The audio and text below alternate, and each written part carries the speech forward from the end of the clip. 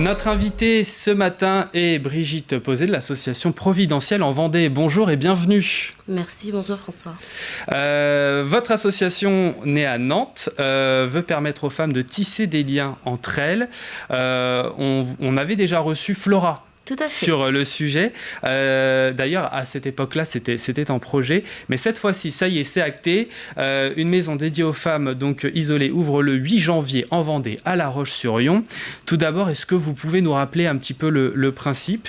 Il est né donc d'une volonté de permettre aux femmes de rompre leur isolement. C'est bien ça ? C'est exactement ça.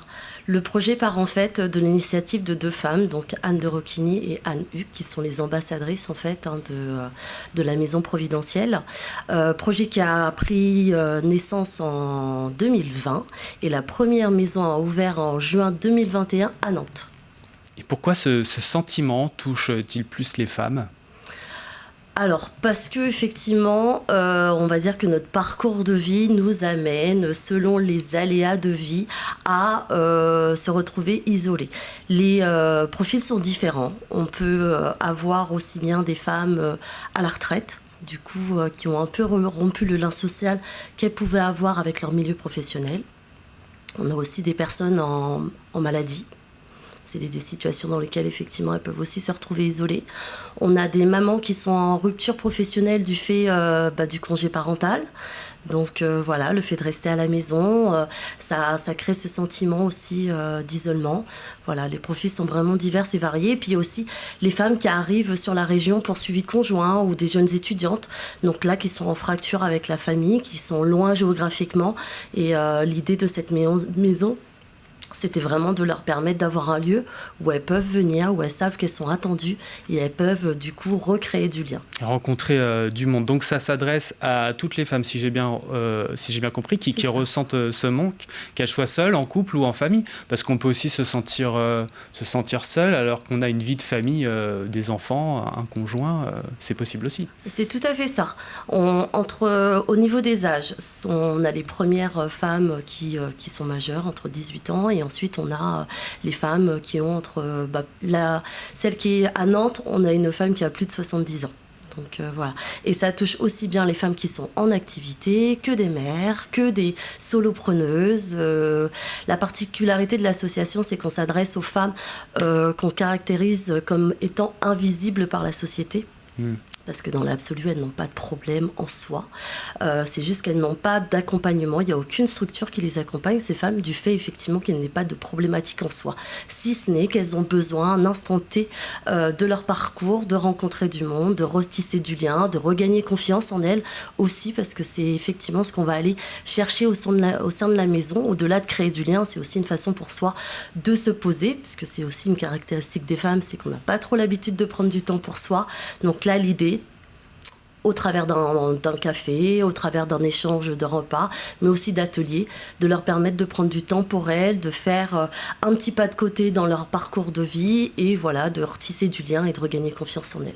Alors, je disais tout à l'heure, on avait reçu Flora en février. Que s'est-il passé alors depuis, entre février et là, fin novembre ? Tout à fait. Au moment où Flora est venue vous voir, c'était pour vous présenter un petit peu l'association et on avait ce projet donc d'ouvrir une maison à La Roche-sur-Yon.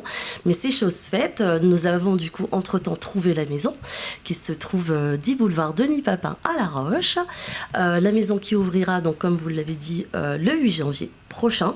Nous avons pendant ce laps de temps aussi du coup recruter la maîtresse de maison, puisque ça va être vraiment la figure emblématique de la maison. C'est elle qui va du coup faire le lien entre les providentielles, donc les futurs bénéficiaires, mais aussi les coworkeuses, parce que du coup, il faut savoir que la maison repose sur 2 piliers. Donc, l'espace, bien évidemment, chaleureux d'accueil pour les providentielles, mais pas que, puisqu'on fonctionne aussi avec un espace de coworking solidaire. Donc ça, c'est le rôle de la maîtresse de maison, de coordonner tout ça. Donc là, on a fini son recrutement et on commence à la fin de cette semaine les premières réunions d'information, donc à destination des futurs providentielles, mais aussi des coworkeuses ou des intervenantes, puisque les ateliers sont parfois animés par des intervenants extérieurs.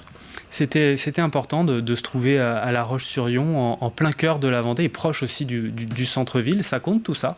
Tout à fait. Pour être accessible. La volonté, c'est exactement ça. La volonté de l'association providentielle, c'est vraiment du coup de mettre une maison au centre de la ville. Maintenant, la Vendée, on est sur un secteur économique en pleine expansion depuis quelques années. Donc il y a effectivement au niveau de La Roche-sur-Yon, en termes de zone de chalandise, ça nous paraissait être effectivement le meilleur endroit, puisque en termes de rayonnement, on a aussi bien des personnes qui peuvent arriver de Nord-Vendée que de la côte. Voilà, ça nous paraissait être un pôle stratégique. Et maintenant, concernant l'emplacement, l'idée, c'est effectivement d'être très accessible, raison pour laquelle l'un des critères de recherche de la maison, c'était cette accessibilité et le fait qu'on soit en centre-ville.